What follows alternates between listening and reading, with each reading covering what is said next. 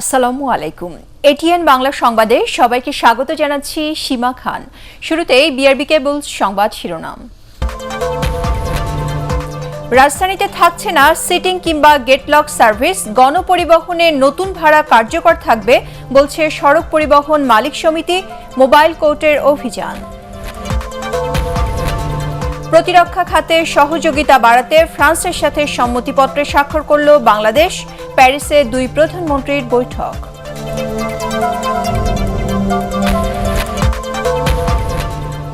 দ্বিতীয় দফায় 838টি ইউপিতে ভোটকাল। সহিংসতা বন্ধে সবাইকে সহনশীল হওয়ার আহ্বান সিএসির। চতুর্থ দফায় 840 ইউনিয়নে ভোট 23 ডিসেম্বর। 426 কোটি টাকার অবৈধ সম্পদ পাওয়ায় পিকে হালদার সহ 14 জনের বিরুদ্ধে দুদকের চার্জশিট।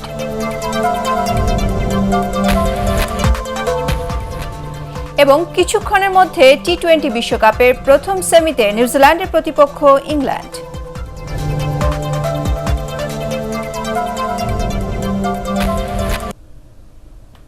শুনছিলেন বিআরবি কেবলস সংবাদ শিরোনাম।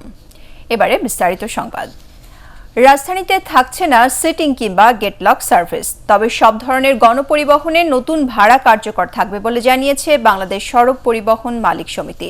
আর 3 দিনের মধ্যে ডিজেল এবং সিএনজি চালিত গাড়ি শনাক্তে সব বাসে লাগানো হবে আলাদা স্টিকার। সংবাদ সম্মেলনে জানানো হয়, নগরীতে 6000 গাড়ির মধ্যে মাত্র 196টি বাস সিএনজি চালিত। আরও জানাচ্ছেন শফিকুল ইসলাম শামীম। পরিবহন মালিকদের সাথে আলোচনা করে রোববার নতুন ভাড়া নির্ধারণ করে দেয়া হলেও তা মানছে না বেশিরভাগ গণপরিবহন। যে যার মতো করে আদায় করছে ভাড়া। অধিকাংশ বাসে এখনো টাঙানো হয়নি নতুন ভাড়ার তালিকা। এ ধরনের সংবাদ গণমাধ্যমে প্রচারের পর সংবাদ সম্মেলনের আয়োজন করে বাংলাদেশ সড়ক পরিবহন মালিক সমিতি। সংগঠনটির মহাসচিব জানান, যাতে নির্ধারিত ভাড়া আদায় হয় সেজন্য মালিক শ্রমিকদের সমন্বয়ে গঠিত ভিজিলেন্স টিম মোবাইল কোর্টের সাথে মাঠে থাকবে। 120টি কোম্পানিতে প্রায় 6000 গাড়ি ঢাকা শহর এবং শহরতলিতে চলাচল করে।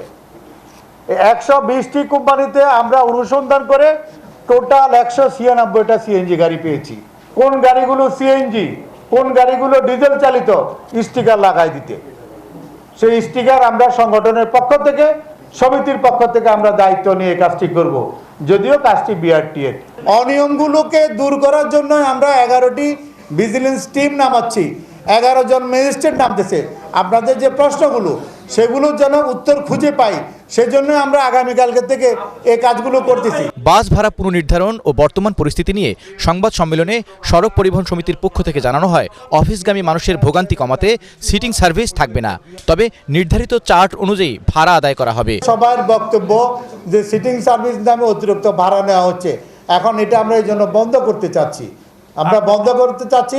আমরা বলবো sitting service, RTC sitting service অনুমোদন দিয়ে সিটিং সার্ভিসের একটি রূপরেখা তৈরি করুক, তারা কিভাবে চলবে সেভাবে নিয়ম নীতির মাধ্যমে আসুক। সিটিং সার্ভিস এবং গেটলক সার্ভিস নামে এই যে কিছু কিছু অনিয়মের অভিযোগ আমরা পেয়ে আসতেছি, আজকে আমরা সেটা ডিক্লেয়ার করব এবং 3 দিন সময় দিব। এই 3 দিনের মধ্যে স্ব গাড়িতে সিটিং সার্ভিস এবং গেটলক সার্ভিস সম্পূর্ণ মুছে ফেলতে হবে। সংবাদ সম্মেলনে আরও জানানো হয়, রাজধানীতে অফিসগামীদের জন্য পর্যাপ্ত বাস নেই, আবার বাসের তুলনায় রাস্তাও কম। এজন্য পরিবহন সেক্টরে শৃঙ্খলা ফেরাতে হিমশিম খেতে হচ্ছে সবাইকে। শফিকুল ইসলাম শামীম, এটিএন বাংলা, ঢাকা। বাস ভাড়া নিয়ে পরিবহন সংশ্লিষ্টদের নৈরাজ্য বন্ধে এবার মাঠে নেমেছে প্রশাসন। সরকার নির্ধারিত ভাড়ার চেয়ে অতিরিক্ত ভাড়া আদায় করায় বিভিন্ন পরিবহনকে 42,500 টাকা জরিমানা করা হয়েছে। এসব পরিবহনের বিরুদ্ধে 18টি মামলা করেছে ঢাকা মহানগর পুলিশের ভ্রাম্যমাণ আদালত। জিএম তসলিমের রিপোর্ট। জ্বালানি তেলের দাম বাড়ার পর সারা দেশে গণপরিবহনের ভাড়া নির্ধারণ করে দেয় সরকার। দূরপাল্লায় 27%, মহানগরে 26.5% ভাড়া বাড়ালেও কোথাও কোথাও আদায় করা হচ্ছে 50% ভাড়া। এতে ক্ষুব্ধ যাত্রীরা। যেটা ডিজেলে চালিত সেটা হচ্ছে স্টিকার লাগাই দিক, যেটা হলো ডিজেলে, আর যেটা গ্যাসে সেটা গ্যাসে। শুধু তাই নয়, নতুন ভাড়ার গেজেট প্রকাশ করা হলেও গণপরিবহনগুলোতে টানানো হয়নি নতুন তালিকা। এমনকি সিএনজি চালিত বাসও বাড়িয়ে দিয়েছে ভাড়া। 40 টাকা নেয় আমার কাছ থেকে, তারপরে এখন ম্যাজিস্ট্রেট ওঠার পরে আমাকে 10 টাকা রিটার্ন ফেরত দেয়। এটার সমাধান আমরা করতে পারি নাই, এজন্য দুঃখিত। আমাদের যে কয়টা সিএনজি চালিত আছে আমরা সেটা লিস্ট আকারে বিআরটিতে আমরা জমা দিব। গণপরিবহনে ভাড়া আদায়ের এই নৈরাজ্য বন্ধে বুধবার মাঠে নামে আইন শৃঙ্খলা রক্ষাকারী বাহিনী। মহানগর পুলিশের নির্বাহী ম্যাজিস্ট্রেটের নেতৃত্বে ভ্রাম্যমাণ আদালত অভিযান চালায় রাজধানীর বিভিন্ন পয়েন্টে। এই সময় পরিবহন সংশ্লিষ্টরা যাত্রীদের কাছ থেকে নেওয়া অতিরিক্ত ভাড়া ফেরত দেন। এই রুটে এখন পর্যন্ত আমি প্রায় 20 থেকে 22টি বাস আমরা চেক করলাম। তার মধ্যে আমরা অধিকাংশ বাসেই কিন্তু আমরা ভাড়ার চার্ট পাইনি। মানুষজন নির্ধারিত ভাড়া দিয়ে যেন তারা যাতায়াত করতে পারে সেটি আমরা এনশিওর করার জন্য কাজ করছি। ভ্রাম্যমাণ আদালতের এই ম্যাজিস্ট্রেট আরও জানান, পরিবহন সংশ্লিষ্টরা শৃঙ্খলায় না আসলে তারা আরও কঠোর হবেন। GM Taslim, ATN Bangla, Dhaka. প্রতিরক্ষা খাতে সহযোগিতা বাড়াতে ফ্রান্সের সাথে সম্মতিপত্রে স্বাক্ষর করেছে বাংলাদেশ। প্রধানমন্ত্রী শেখ হাসিনার ফ্রান্স সফরে দুদেশের মধ্যে এ বিষয়ে সম্মতিপত্র সই হয়। এ সময় চাহিদা ও সামর্থ্য অনুযায়ী প্রতিরক্ষা সরঞ্জাম সরবরাহের ক্ষেত্রে সহযোগিতা বাড়ানোর প্রতিশ্রুতি দেয় উভয় দেশ। আপেল মাহমুদের রিপোর্ট। বাংলাদেশ ও ফ্রান্সের মধ্যে অংশীদারিত্বের সম্পর্ক আরও এগিয়ে নিতে বাণিজ্য, বিনিয়োগ ও উন্নয়নের পাশাপাশি প্রতিরক্ষা খাতেও সহযোগিতা বাড়ানোর ওপর জোর দিয়েছে দুই দেশ। প্যারিস সফরে মঙ্গলবার এলিসি প্রাসাদে ফ্রান্সের প্রেসিডেন্ট ইমানুয়েল ম্যাক্রোর সাথে একান্তে বৈঠকে মিলিত হন প্রধানমন্ত্রী শেখ হাসিনা। পরে ফ্রান্সের প্রধানমন্ত্রী জ্যাক কাস্তেক্সের সাথেও বৈঠক করেন তিনি। সেখানে দুই দেশের প্রধানমন্ত্রীর উপস্থিতিতে একটি সমঝোতা স্মারক সই হয়। সম্মতিপত্র অনুসারে চাহিদা ও সামর্থ্য অনুযায়ী প্রতিরক্ষা সরঞ্জাম সরবরাহের ক্ষেত্রেও সহযোগিতা বাড়ানোর প্রতিশ্রুতি দেয় দুই পক্ষ। সক্ষমতা বাড়ানো এবং সম্ভাব্য প্রযুক্তি হস্তান্তরে একমত হন তারা। পরে যৌথ বিবৃতিতে বলা হয়, ভারত ও প্রশান্ত মহাসাগরীয় অঞ্চলকে একটি অবাধ, শান্তিপূর্ণ ও নিরাপদ এলাকা হিসেবে দেখতে চায় বাংলাদেশ ও ফ্রান্স। এ অঞ্চলের শান্তি ও স্থিতিশীলতা রক্ষায় এবং সমুদ্র নিরাপত্তা ও সামুদ্রিক অর্থনীতির ক্ষেত্রে সহযোগিতার নতুন ক্ষেত্র উন্মোচনে একসাথে কাজ করার সম্মতির কথাও জানানো হয় বিবৃতিতে। সফরকালে প্যারিস পিস ফোরামে অংশ নেওয়ার পাশাপাশি ইউনেস্কো বাংলাদেশ বঙ্গবন্ধু শেখ মুজিবুর রহমান পুরস্কার বিতরণ সহ বেশ কয়েকটি কর্মসূচিতে অংশ নেবেন প্রধানমন্ত্রী শেখ হাসিনা। আপেল মাহমুদ, ATN বাংলা। কাল দ্বিতীয় ধাপে অনুষ্ঠিত হবে দেশের 838টি ইউনিয়ন পরিষদ নির্বাচনের ভোট গ্রহণ। নির্বাচনের সহিংসতা বন্ধে রাজনৈতিক দল ও প্রার্থীদের সহনশীল হওয়ার আহ্বান জানিয়েছেন প্রধান নির্বাচন কমিশনার KM নুরুল হুদা। বলেন, প্রতিদ্বন্দ্বিতা হচ্ছে বলে উত্তেজনা বেড়েছে নির্বাচনে। এদিকে 23 ডিসেম্বর চতুর্থ দফায় অনুষ্ঠিত হবে 840 ইউনিয়নের নির্বাচন। আরও জানাচ্ছেন একরামুল হক সায়েম। প্রচার যুদ্ধ শেষে এখন ভোটের লড়াই। ইউনিয়ন পরিষদ নির্বাচনকে ঘিরে গ্রামে গ্রামে উৎসব আমেজের পাশাপাশি রয়েছে উত্তাপ, উত্তেজনাও। বৃহস্পতিবার দ্বিতীয় ধাপে 8 বিভাগের 838টি ইউনিয়ন পরিষদে নির্বাচন। সকাল 8টা থেকে শুরু হয়ে ভোট গ্রহণ চলবে বিকেল 4টা পর্যন্ত। 26টি ইউনিয়নে ইভিএমে আর বাকিগুলোতে ভোট নেওয়া হবে ব্যালটের মাধ্যমে। এই নির্বাচনে চেয়ারম্যান পদে প্রতিদ্বন্দ্বিতা করছেন 3310 জন প্রার্থী। সাধারণ সদস্য পদে 28747 জন এবং সংরক্ষিত সদস্য পদে ভোটে নেমেছেন 9161 জন নারী। নির্বাচনের আগে সহিংসতা নিয়ে উদ্বেগ জানালেও ভোটের দিন পরিবেশ সুষ্ঠু থাকবে বলে আশা সিইসির। উত্তেজনাকর পরিস্থিতি, এটারও উত্তেজনা যেটা থাকে সেটা প্রতিদ্বন্দ্বিতা প্রতিযোগিতার বহিঃপ্রকাশ। সেটাও তো বোঝা যায় যে লোকজন ভোট দেবে, অবশ্যই ভোট দিতে লোকজন আসবে। রাজনৈতিক দল যারা নির্বাচন পরিচালনা করে, নির্বাচনে যারা প্রতিদ্বন্দ্বিতা করে, তাদের সহনশীলতা এবং নির্বাচনশীল যদি আচরণ করে তাহলেই এই জাতীয় সমস্যা হবে না। এরই মধ্যে বিনা প্রতিদ্বন্দ্বিতায় চেয়ারম্যান হয়েছেন 81 জন। এছাড়া মেম্বার পদে 203 জন আর সংরক্ষিত সদস্য পদে 73 জন নির্বাচিত হয়েছেন বিনা প্রতিদ্বন্দ্বিতায়। এর মধ্যে কুমিল্লার লাকসাম উপজেলার 5টি ইউনিয়নে চেয়ারম্যান, সংরক্ষিত ও সাধারণ সদস্য পদে সব প্রার্থী বিজয়ী হয়েছেন বিনা ভোটে। র্যাব পুলিশের পাশাপাশি ভোটের মাঠে থাকছে বিজিবি ও কোস্টগার্ড। এছাড়াও ঝুঁকিপূর্ণ 10 জেলায় বাড়তি সতর্কতা নিয়েছে নির্বাচন কমিশন। নির্বাচনে দলীয়ভাবে অংশ নিচ্ছে না বিএনপি, তবে ভোটের মাঠে বিদ্রোহীদেরই সামাল দিতে হবে আওয়ামী লীগকে। আমাদের চতুর্থ ধাপে যে ইউনিয়ন পরিষদ নির্বাচন, এদিকে চতুর্থ দফায় 840টি ইউনিয়ন নির্বাচনে তফসিল ঘোষণা করেছে নির্বাচন কমিশন। মনোনয়নপত্র জমা দিতে হবে 25 নভেম্বরের মধ্যে, বাছাই 29 নভেম্বর আর ভোট 23 ডিসেম্বর। ফিতা প্রত্যাহারের শেষ তারিখ 6 ডিসেম্বর। ইকরামুল হক সায়েম, এটিএন বাংলা, ঢাকা। পর্যায়ক্রমে বৃহত্তর চট্টগ্রামকে সড়ক নেটওয়ার্কের আওতায় আনা হবে বলে জানিয়েছেন ওবায়দুল কাদের। তিনি বলেন, ধীরগতি যানের জন্য আলাদা দুটি লেন সহ দেশের সকল জাতীয় মহাসড়ক পর্যায়ক্রমে 4 লেনে উন্নীত করার পরিকল্পনা নিয়েছে সরকার। চট্টগ্রাম জোনের আওতাধীন 6টি জেলা সড়ক ভার্চুয়ালি উদ্বোধন করে এসব কথা বলেন ওবায়দুল কাদের।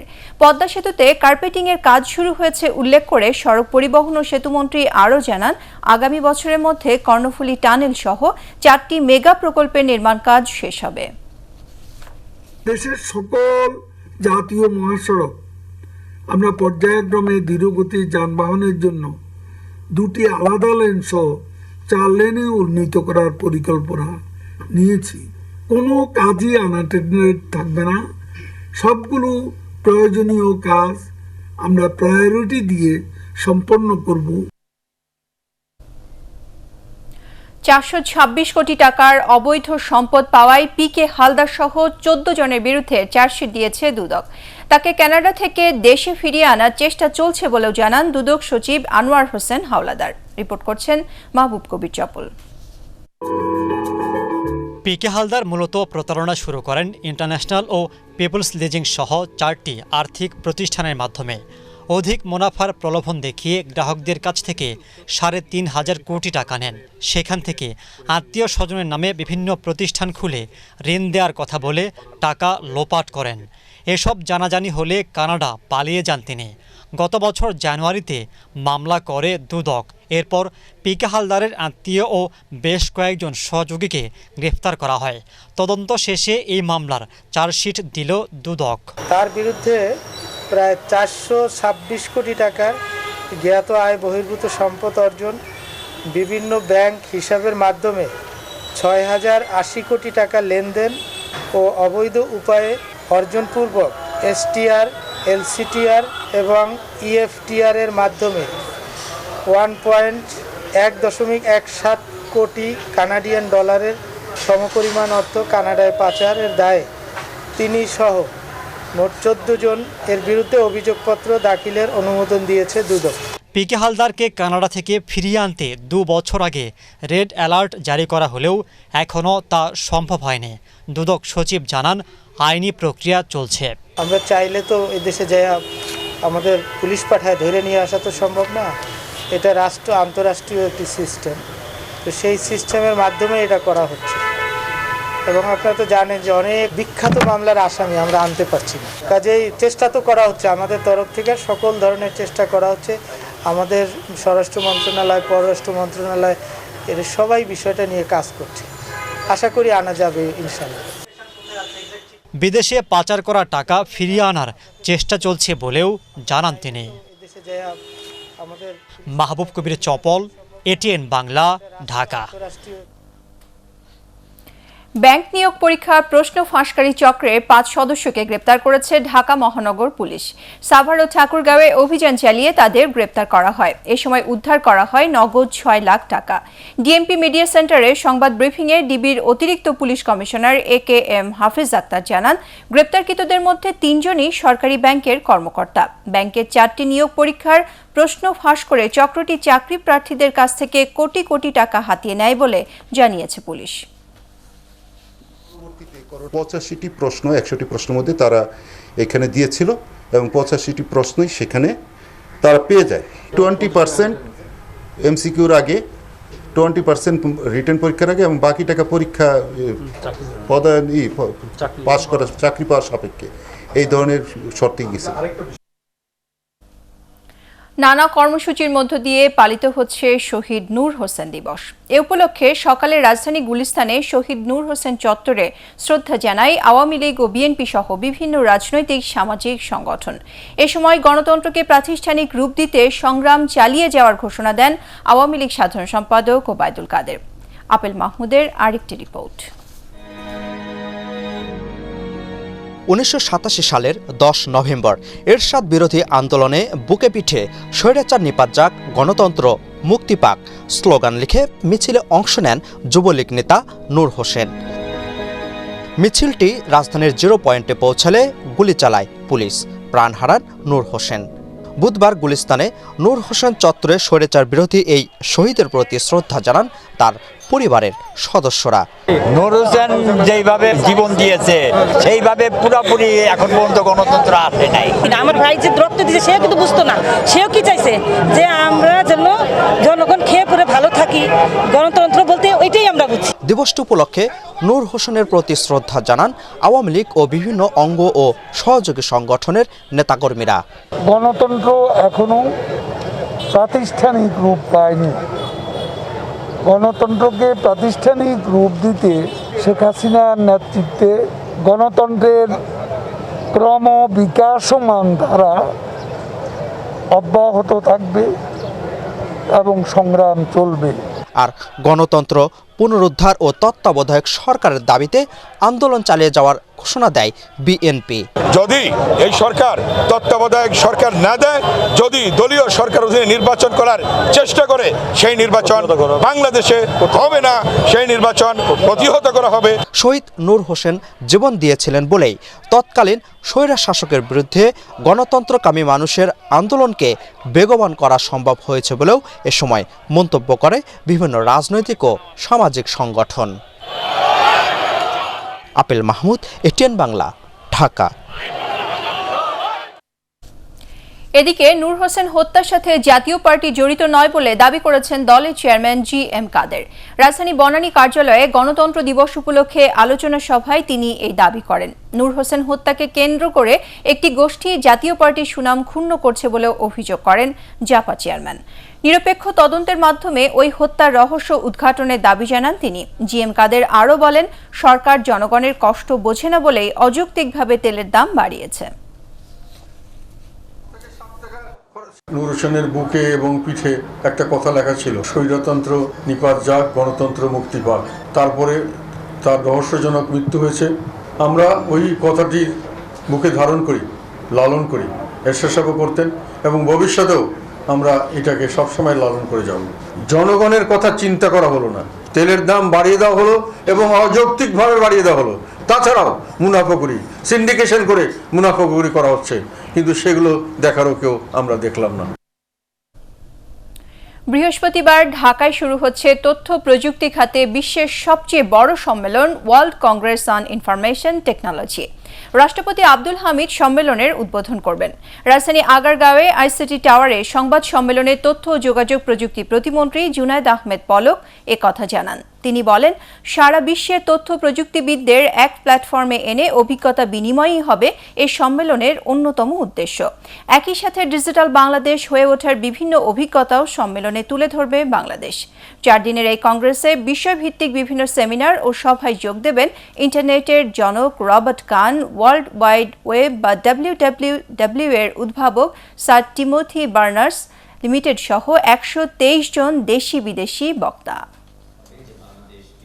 আইসিটি বিভাগ, টেলিকম বিভাগ, শিক্ষা, স্বাস্থ্য, কৃষি, বিচার বিভাগ, সংসদ, ভূমি, 56টা মন্ত্রণালয়ের সরকারের সকল সংস্থা সকলে মিলে এই 12 বছরে সেই কাজগুলো যথাযথভাবে বাস্তবায়ন হয়েছে বলে আজকে ডিজিটাল বাংলাদেশ বাস্তবায়ন হয়েছে।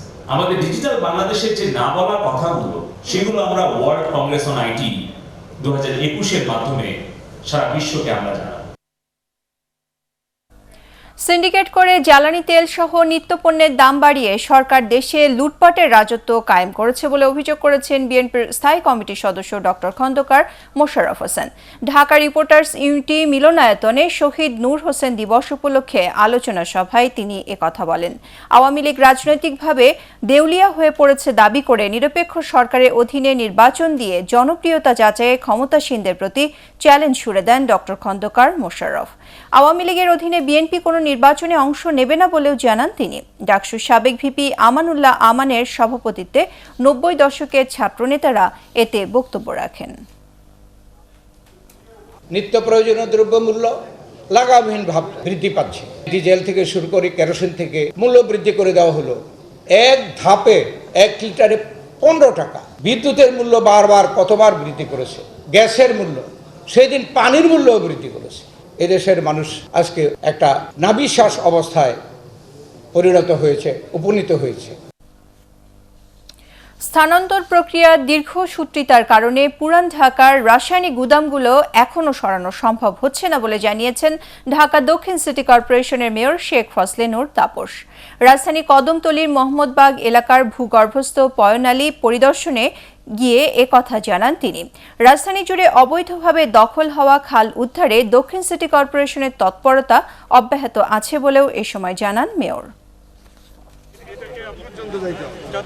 শ্যামপুর খালের যে অংশে দখল অবস্থায় আছে সেটা আমরা দখলমুক্ত করব এবং এই সেতুটা দীর্ঘ ৪০ বছর আগে নির্মিত এলজিডির একটি সেতু, এটাকে আমরা নতুন করে একটি সেতু নির্মাণ করব যাতে করে পানি প্রবাহটা একদম নিশ্চিত হয়। স্থানান্তর প্রক্রিয়া দীর্ঘসূত্রিতার কারণে সেখানে এখনও তারা বেআইনিভাবে এই গুদামগুলো চালু রেখেছে, যার কারণে কিন্তু আমরা দেখি যে এবছরও কিন্তু সেখানে কয়েকটি আগুনের দুর্ঘটনা ঘটেছে।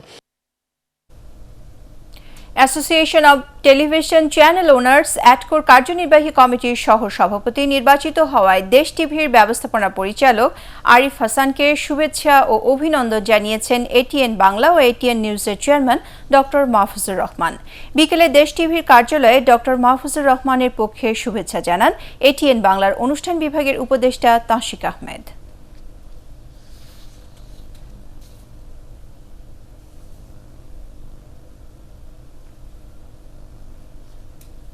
এবারে টি-20 বিশ্বকাপ ক্রিকেটের খবর।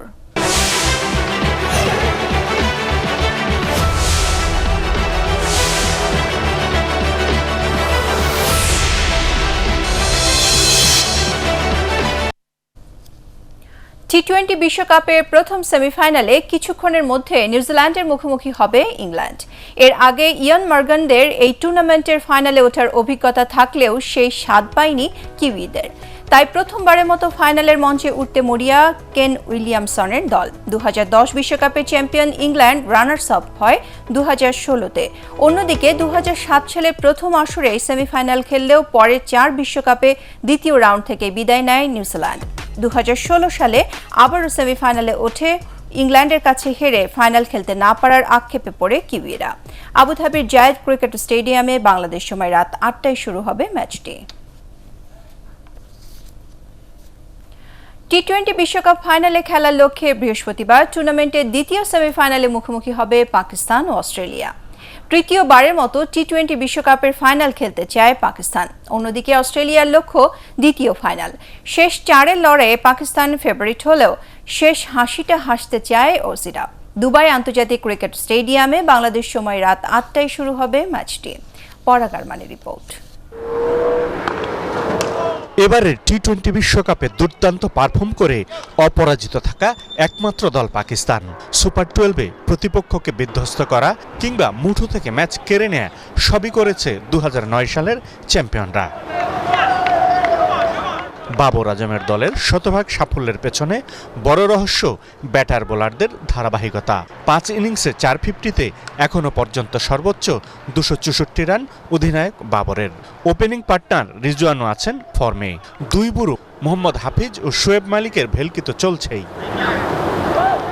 বোলিংয়ে পেসার শাহিন শাহ আফ্রিদি ও হাসান রৌফ আছেন সেরা ফর্মে। প্রতিপক্ষকে চাপে রাখতে পারদর্শী 2 স্পিনার ইমাদ ওয়াসিম ও শাদাব খান।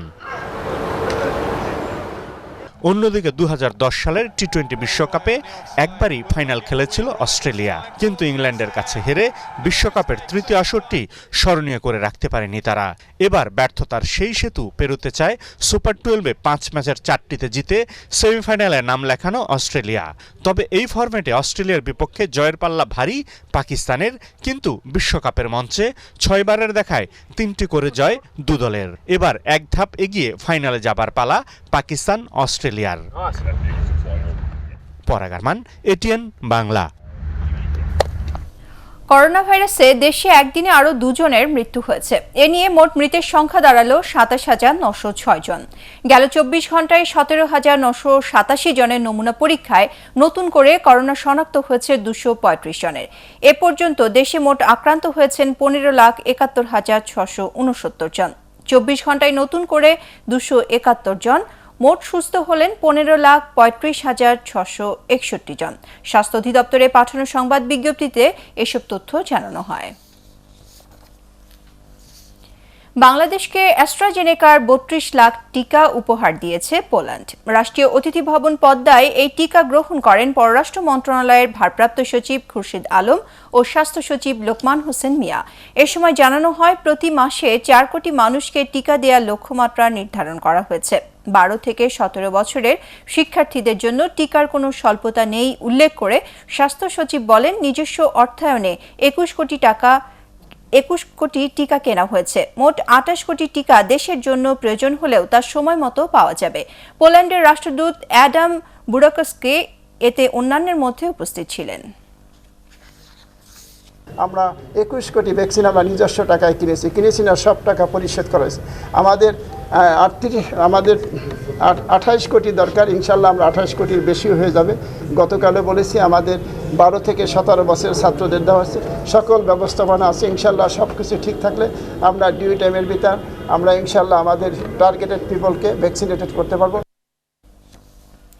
বিতর্কিত ও বহিরাগতরা যাতে কমিটিতে স্থান না পায় সে বিষয়ে সতর্ক থাকতে সংগঠনের নেতাদের প্রতি আহ্বান জানিয়েছেন ঢাকা মহানগর উত্তর আওয়ামী লীগ সভাপতি বজলুর রহমান। রাজধানীর মিরপুরে 12টি ইউনিটের সম্মেলনে তিনি এ আহ্বান জানান। বজলুর রহমান বলেন, ত্যাগী কর্মীদের বাদ দিয়ে নিজেদের লোকদের নিয়ে পকেট কমিটি করলে সংগঠনেরই ক্ষতি হবে। এ সময় মহানগর উত্তরের সাধারণ সম্পাদক এস এ মান্নান কোচি অন্যান্যের মধ্যে বক্তব্য রাখেন।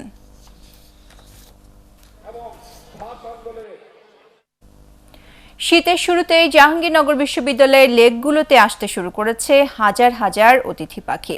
ভোরের আলোয় এসব পাখির কিচিরমিচির শব্দে ঘুম ভাঙছে শিক্ষার্থীদের। নানা রঙের পাখি দেখতে বিশ্ববিদ্যালয় ক্যাম্পাসে প্রতিদিনই ভিড় করছেন দর্শনার্থীরা। এবার সরালি, পিচার, গার্গেনি, মানিকজোর, ফ্লাই পেচার, পাতারি, চিতাটুপি, লাল গুড়গুড়টি সহ নানা প্রজাতির অতিথি পাখির দেখা মিলেছে বিশ্ববিদ্যালয়ের লেকে। এদিকে অতিথি পাখির বাসস্থান ও খাবারের জন্য যথাযথ ব্যবস্থা নিয়েছে বিশ্ববিদ্যালয় কর্তৃপক্ষ। নেওয়া হয়েছে নানা পদক্ষেপ।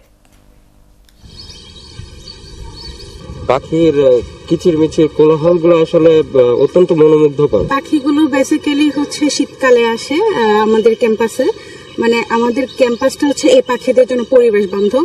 তো আমরা প্রতি বছর এই পাখিদের সুরক্ষা দেওয়ার জন্য অনেকগুলো পদক্ষেপ গ্রহণ করি এবং পাখিরা যাতে এখানে দীর্ঘস্থায়ীভাবে তাদের সময়টা কাটাতে পারে সেজন্য আমরা নানা পদক্ষেপ গ্রহণ করি। এবারে আল আরাফা ইসলামী ব্যাংক অর্থ সংবাদ।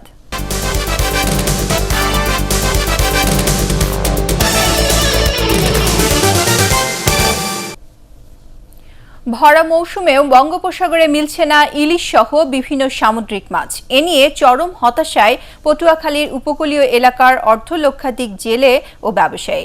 এদিকে দাদন সহ এনজিও ঋণের টাকা পরিশোধের চিন্তায় জেলেরা। পটুয়াখালী থেকে জাহিদ রিপনের রিপোর্ট, জানাচ্ছেন ইশরাত লিমা।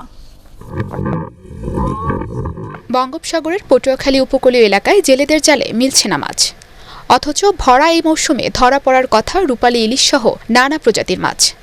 অল্প সংখ্যক মাছ ধরা পড়লেও তা আকারে ছোট। এসব মাছ বিক্রি করে জেলেরা তুলতে পারছেন না সাগর যাত্রার খরচ, ফলে দেনার সংখ্যায় দিন গুনছেন জেলেরা। মাছের আকালে সাগরে না গিয়ে দক্ষিণের বড় মাছের মোকাম মহিপুর ও আলিপুরের খাপড়াভাঙা নদীতে নোঙর করে আছে শত শত মাছ ধরার ট্রলার।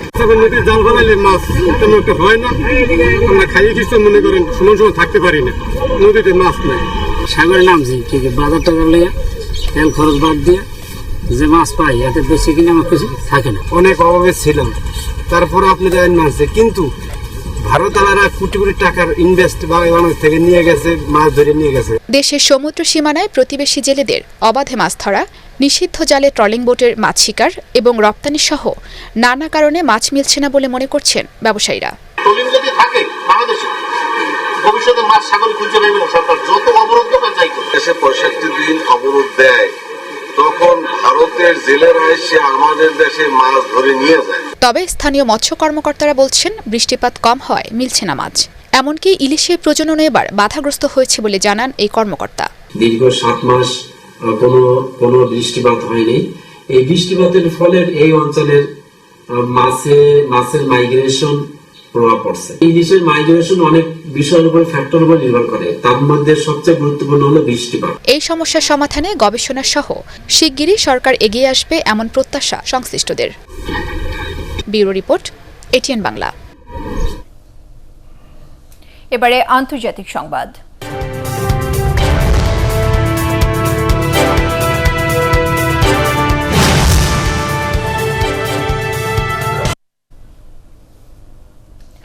বিয়ে করলেন শান্তিতে নোবেল জয়ী মালালা ইউসুফজাই। মঙ্গলবার টুইটারে নিজেই বিয়ের খবর জানান তিনি।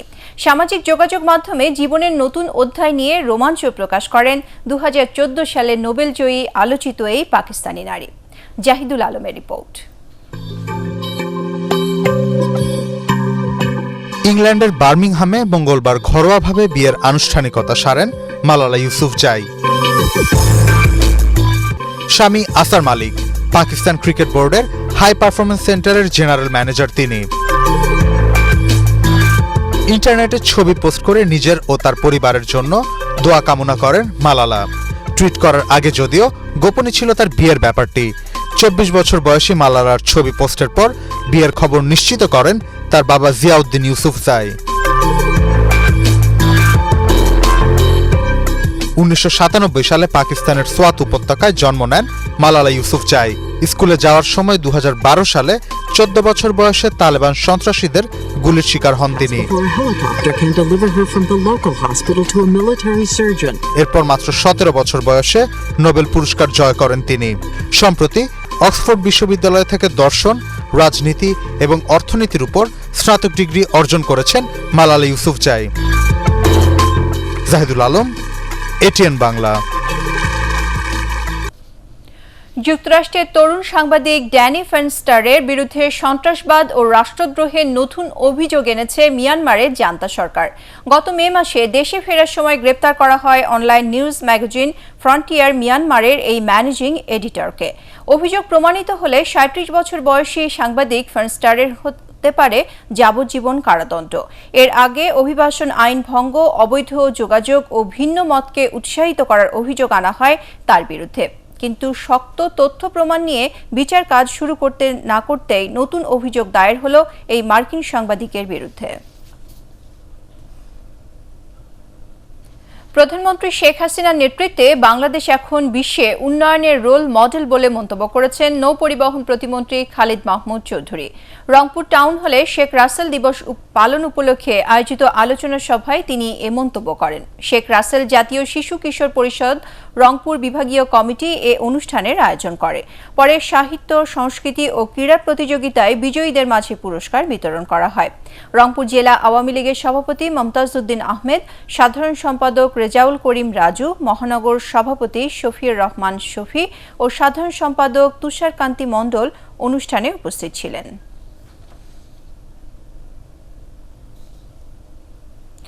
স্বাধীনতা বিরোধী সাম্প্রদায়িক মৌলবাদী সন্ত্রাসী গোষ্ঠীকে প্রতিহত করতে সবাইকে ঐক্যবদ্ধভাবে রুখে দাঁড়ানোর আহ্বান জানিয়েছেন বঙ্গবন্ধু পরিষদের সভাপতি ডাক্তার এস এ মালেক। বিকেলে সাম্প্রদায়িক হামলার প্রতিবাদে কেন্দ্রীয় শহীদ মিনারে বঙ্গবন্ধু পরিষদ আয়োজিত সমাবেশে তিনি এ আহ্বান জানান। সমাবেশে বিজ্ঞান ও প্রযুক্তি মন্ত্রী স্থপতি ইয়াফেস ওসমান বলেন, যারা ধর্মকে নিয়ে রাজনীতি করে তারা দেশের মঙ্গল চায় না।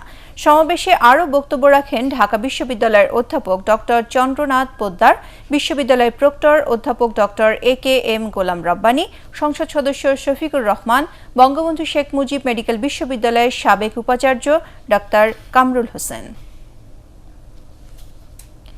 ময়মনসিংহের ত্রিশালে নার্গিস আক্তারের পরিচালিত জৈবতী কন্যার মন চলচ্চিত্রের ক্যাম্পেইন অনুষ্ঠিত হয়েছে।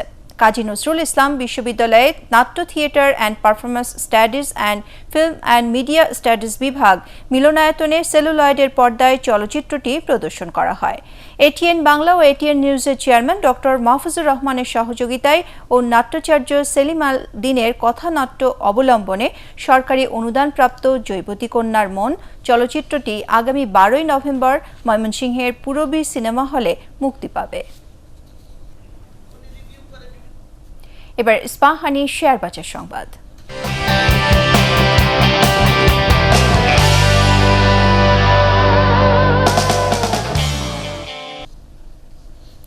ঢাকা স্টক এক্সচেঞ্জে আজ সূচক ও লেনদেনে ব্যাপক উত্থান হয়েছে। প্রধান মূল্যসূচক DSEX 114 পয়েন্ট বেড়ে ৬,৯৮২ পয়েন্টে উঠে এসেছে।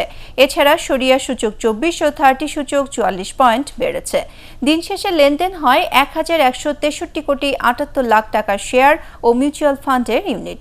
লেনদেন হওয়া ৩৭৫টি কোম্পানির মধ্যে দাম বেড়েছে ৩০১টির, কমেছে ৪৩টি ও অপরিবর্তিত রয়েছে ৩১টি কোম্পানির শেয়ারের দাম। এদিকে চট্টগ্রাম স্টক এক্সচেঞ্জে লেনদেন হয়েছে ৩৪ কোটি ২৯ লাখ টাকার শেয়ার। হাতবদল হওয়া ২৮২টি কোম্পানির মধ্যে দর বেড়েছে ২২৮টি, কমেছে ৩০টি ও অপরিবর্তিত রয়েছে ২৪টি কোম্পানির শেয়ার দর। এখন পারটেক্স খেলার খবর।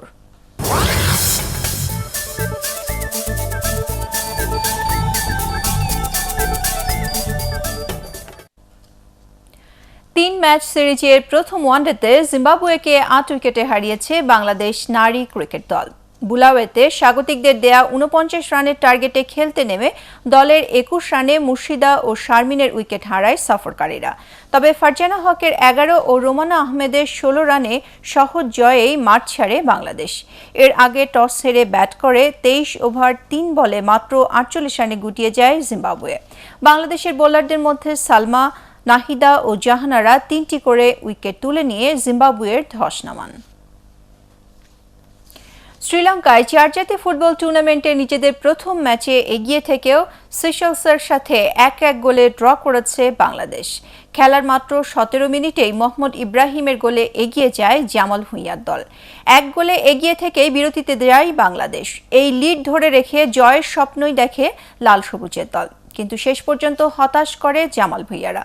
৮৮ মিনিটে রশিদের গোলে সমতায় ফিরে পয়েন্ট ভাগাভাগি করে মাঠ ছাড়ে সিশেলস। সংবাদ শেষ করার আগে বিআরবি কেবল শিরোনামগুলো আরও একবার। রাজধানীতে থাকছে না সিটিং কিংবা গেটলক সার্ভিস, গণপরিবহনে নতুন ভাড়া কার্যকর থাকবে বলছে সড়ক পরিবহন মালিক সমিতি। মোবাইল কোর্টের অভিযান। প্রতিরক্ষা খাতে সহযোগিতা বাড়াতে ফ্রান্সের সাথে সম্মতিপত্রে স্বাক্ষর করল বাংলাদেশ। প্যারিসে ২ প্রধানমন্ত্রীর বৈঠক।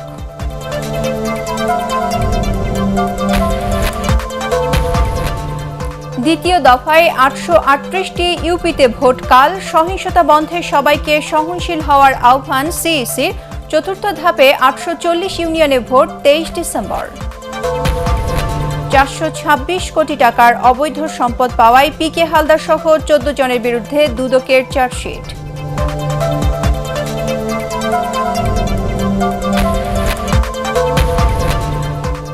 এবং কিছুক্ষণের মধ্যে টি-20 বিশ্বকাপের প্রথম সেমিতে নিউজিল্যান্ডের প্রতিপক্ষ ইংল্যান্ড।